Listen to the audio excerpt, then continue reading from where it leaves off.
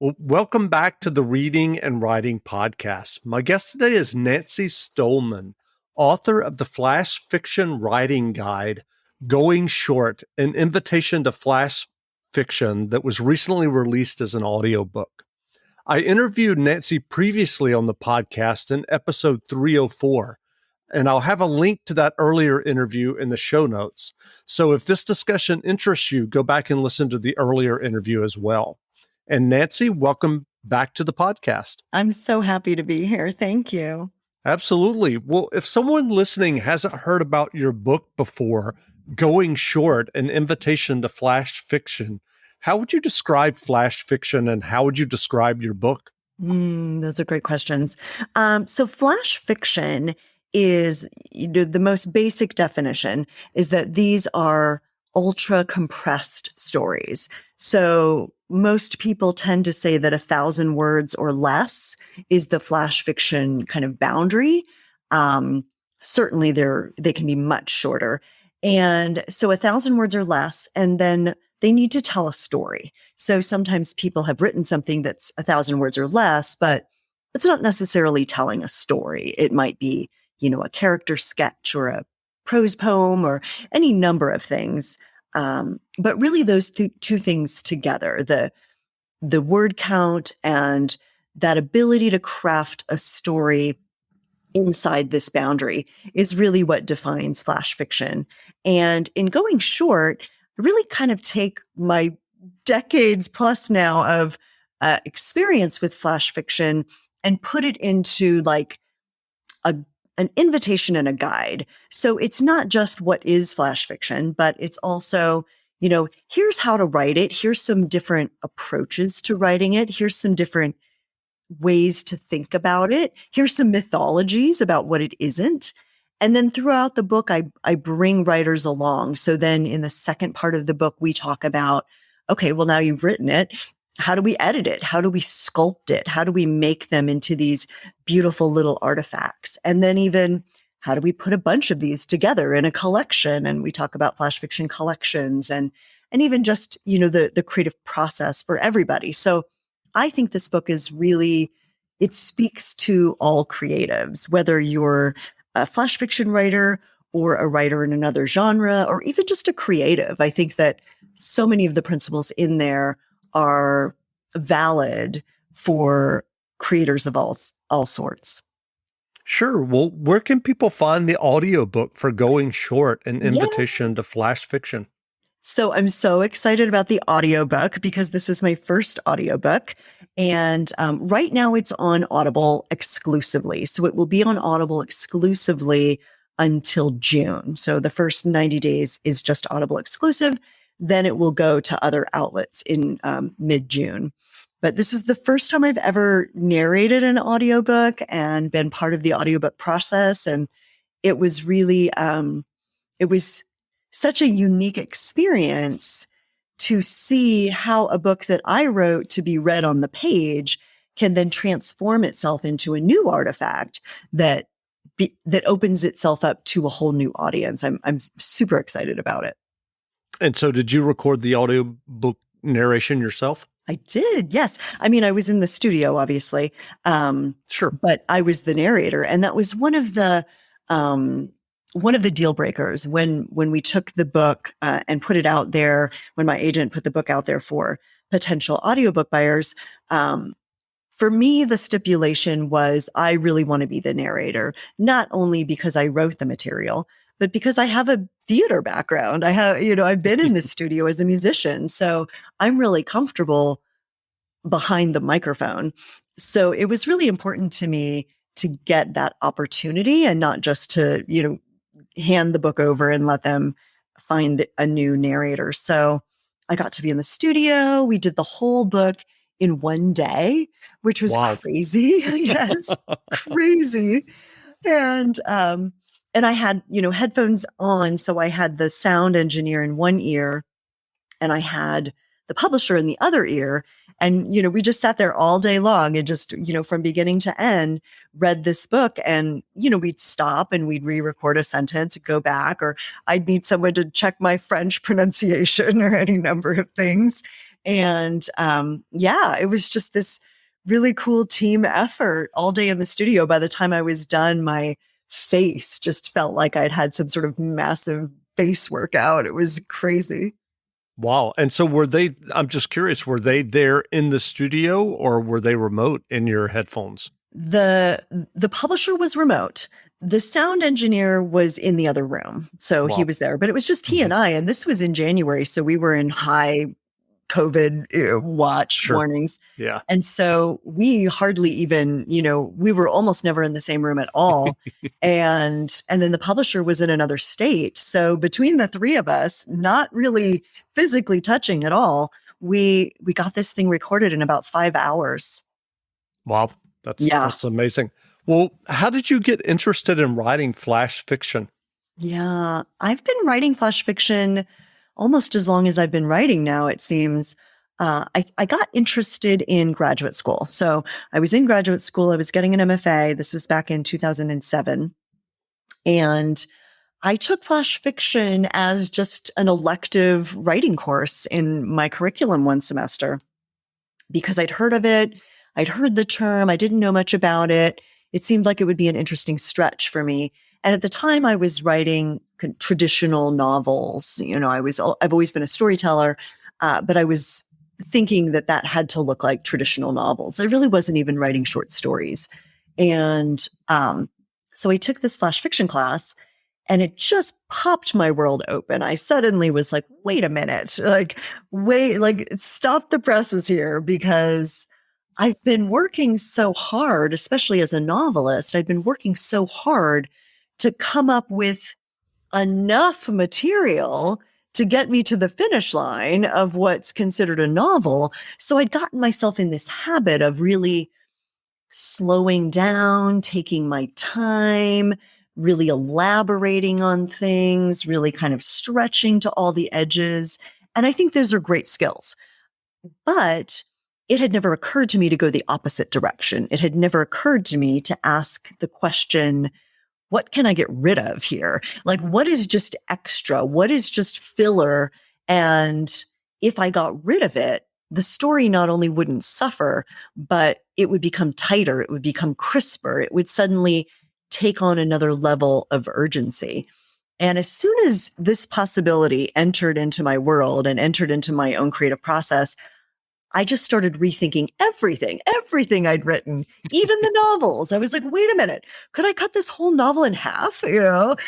Yes, I can. Look at that, And so now I'm just really trained in my own writing. And, when I work with other people, I'm really trained to look at what's extra here. What is like filler and decoration and revving up to the real story or clearing my throat before I get started. I see all that now and I see how it's just not necessary. And so I just kind of take it right out like a scalpel. I just scalpel it right out of my own work and others. And I just love the result. I just love the way the flash fiction story and just using the flash fiction mentality just kind of creates these distilled nuggets, like this distillation process of what's really necessary here and what did I just have fun writing and what's really necessary to the story. I think it's an important distinction. Well, if someone listening is interested in writing but struggles with figuring out how to get started, do you think flash fiction is a good way for someone to get started? Sure. I think flash fiction and any number of other genres can be a great entry point. What's helpful about flash fiction, especially for a beginning writer, is that because the artifacts themselves are so small, you can really take the time to pick them apart, to unpack them, to, disassemble the whole engine of it and lay it all out and see what's going on. You can take a flash fiction story and, line by line, just start to look at like, what is this author doing here and how are they achieving what it is? You can do the same thing with a longer story. You can do the same thing with an entire novel.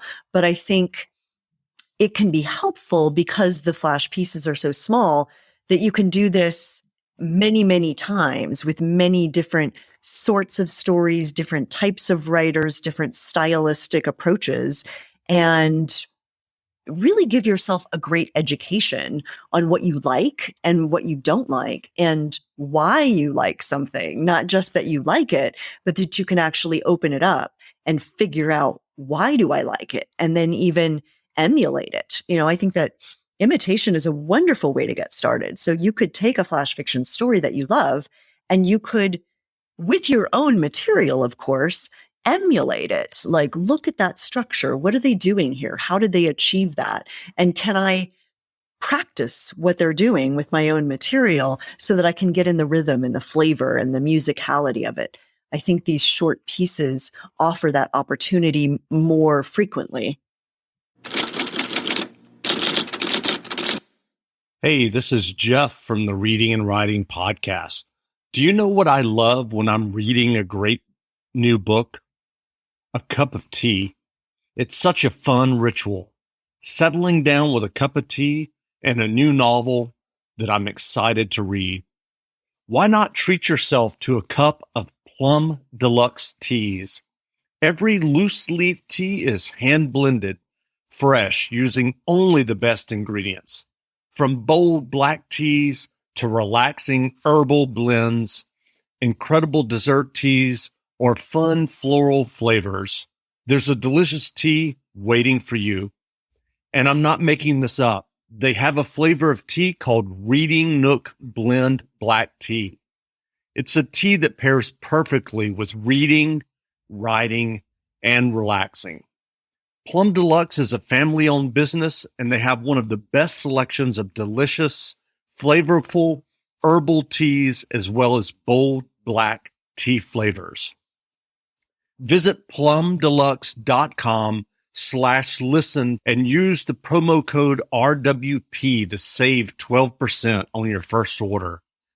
Tea also makes a great gift. That's plumdeluxe.com/listen and use the promo code RWP. There's nothing better than enjoying a great cup of tea with a good book. And now you can get your great tea from plumdeluxe.com.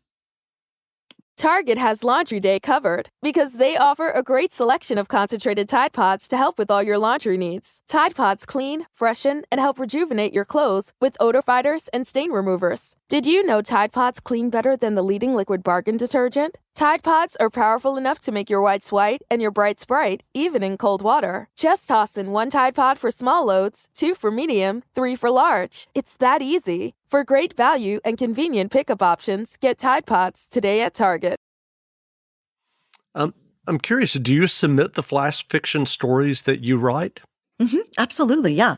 I publish them individually, and then I also put them together in books. So I'm publishing books of flash fiction, stories of flash fiction. I've been advocating for something I call the flash novel, which is, goes back to that, can I cut this novel in half, basically? And not just short novels, but short novels composed of flash fiction pieces, for a lack of a better word, Sure. that were almost like mosaicing a story from these different flash fiction pieces. And when you put them all together, they're creating a bigger picture out of the interesting and self-contained shards. So yeah, absolutely. Well, what writing advice would you offer for listeners who may be working on their own short stories or novels? I think it's important to read out of your wheelhouse. So obviously we read the things we love. And I think it's important to go beyond just reading the things we love and read things that we are not sure that we'll love, or read things that we even don't like, because I think we can learn a lot from writing that we don't particularly like. It's the exact same process. Why do I like this story? Let's disassemble it. Why don't I like this story? Let's disassemble that and let's figure it out, because so often we're just kind of going on emotional gut reactions. I love this, don't love this, whatever it might be. And I think as writers, we have to be reading as writers. We have to be not only reading for pleasure, but really reading to understand, really reading to educate ourselves on what's going on here. And so I would say just continue to read far and wide. If you tend to avoid the classics because you think they're long and boring, let's say, read some classics, even read some classic short story writers. If you tend to only read, acclaimed literary fiction, maybe read some modern writers, read some brand new, fresh young writers, or read poetry if you're used to reading fiction, or read. I get a lot out of reading nonfiction books that might be on topics that I just don't know anything about. So reading to educate myself in that way. But I'm also noticing, how does this nonfiction text about salt or whatever it may be keep me turning pages? Because there's still strategy happening. Sure. Well, can you tell us a little bit about Flash Nano? Yay! Yes, Flash Nano is going to happen again in November. So Flash Nano is something that I created back in 2012. So this will actually be the 11th year of Flash Nano in November. Flash Nano is a free 30-day challenge. It started off just really small, me and other friends who write flash fiction. And we were basically getting ready for November to start when a lot of people do NaNoWriMo, which is the write a novel in a month in November, which is a fantastic, fun challenge. If you haven't done it, you should do it. And it was basically coming up on November, and some friends of mine were saying, well, are you planning to do Flash Nano? And I said, I've just been writing so much flash fiction. I don't think I can switch into novel mode. I'm just not writing a novel right now. I want to keep writing flash fiction. And so we decided to challenge ourselves to write a flash fiction story per day in the month of November, kind of in solidarity with the people writing novels. And that has just become a whole thing. So now every November, I host thousands of writers who are jumping on this Flash Nano challenge, and they are writing a story a day. I do give a prompt every day, but it really doesn't matter if you use the prompt, and it really doesn't, matter if you hit even 30 stories. It's really just like this great flash frenzy of writing. And that's the beauty of NaNoWriMo too, is that there's just this kind of frenzy of activity, and you can really get yourself past your own editor when you're writing so quickly. So I think it uses those same principles of like, all right, if we write so quickly that we can't stop and go back, and we can't stop and let the critic come in, and we just have to keep going, what could we possibly accomplish with that critic out of the way? And so I think Flash Nano does the exact same thing. It just forces us to create so many pieces that we take ourselves into new territory. And that's something you can sign up for now. It won't happen until November. But if you go to my website at www.nancystohlman.com, there's a sign up for Flash Nano. And when you sign up now, I give you access to last year's prompts, so you can just kind of get yourself warmed up and ready. That's great. And I'll try to remember and have a link to that in the show notes as well. Perfect. That's great. Well, what novels or anthologies or nonfiction books have you read recently that you enjoyed? I've been reading, I've been sampling from a lot of different places these days. I've been reading Joy Williams' 99 Stories of God, which is, it sounds like a religious book. It's not necessarily a religious book. It's flash fictions, but they're extra tiny. So we might even put them into the category of microfiction, which is a subgenre of flash fiction. So really tiny, like 300 words or less, 100 words or less sometimes. And she does this really great thing with her pieces, because rather than having the titles come at the beginning of the stories, she has the title come at the end. And it's kind of a nice way to scramble your brain a little bit, because you just kind of launch into the story. And then when you get to the end, there's the title, and it's almost like this reverse engineering. You're like, wait a minute. Okay, now I get it. It all clicks together. So I love some of the things she's been doing. I recently read We the Animals by Justin Taurus. And that is a great example of, I want to call it a flash novel. I think he calls it a novel on the front. But it's pieces, flash fiction pieces that all are self-contained. You could pick any one of them out and let them stand alone or publish them alone. But when put together, again, we're getting that giant arc. We're getting a much bigger story being told through the collection and juxtaposition of all these pieces. It's more than just a threaded narrative. It's actually like putting together the puzzle so that by the end, all these pieces have created, ooh, there's the whole puzzle, there's the picture. And I think he does a beautiful job of that. So I've really been enjoying that a lot. That's great. Well, where can people find you online if they'd like to learn more about you and about flash fiction? Yep. So I hang out in a lot of places. My website's a really good spot to go, nancystohlman.com. I do send out newsletters and things like that. And I just did a whole series, which is a free series. If anybody's feeling this, I did a whole free series on creative burnout because I felt like this was something that was coming up a lot in my circles. And so I was feeling burned out, and I decided to create materials around creative burnout and what we could do to kind of turn that around. And it was so popular that I just decided to make the materials available all the time. So if you go to my website, it's up at the top of the website.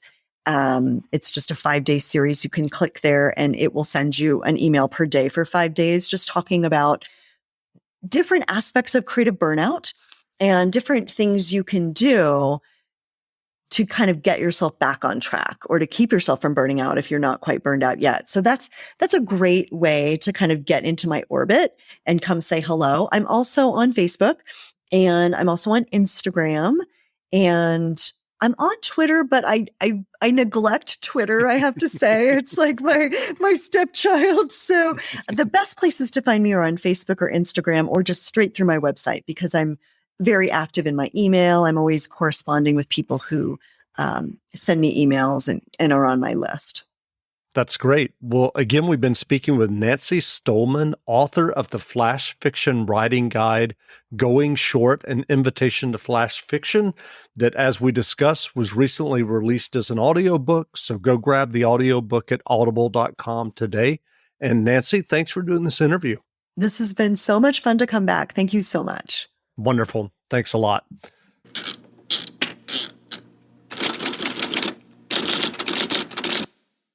Target has Laundry Day covered because they offer a great selection of concentrated Tide Pods to help with all your laundry needs. Tide Pods clean, freshen, and help rejuvenate your clothes with odor fighters and stain removers. Did you know Tide Pods clean better than the leading liquid bargain detergent? Tide Pods are powerful enough to make your whites white and your brights bright, even in cold water. Just toss in 1 Tide Pod for small loads, 2 for medium, 3 for large. It's that easy. For great value and convenient pickup options, get Tide Pods today at Target. When you switch to Frontier Gig Service, you don't have to worry about your internet dropping out at the worst possible times. And you can talk to friends and present in work meetings without sounding like this. Seriously, no more of that nonsense. Change to fiber. Change to better. Upgrade to Frontier Gig Service on our 100% fiber network for $69.99 and get a $200 Visa reward card on us. Exclusive offer for qualified households only. Go to frontier.com/FLfiber for complete offer details. Service is subject to availability and all applicable terms and conditions.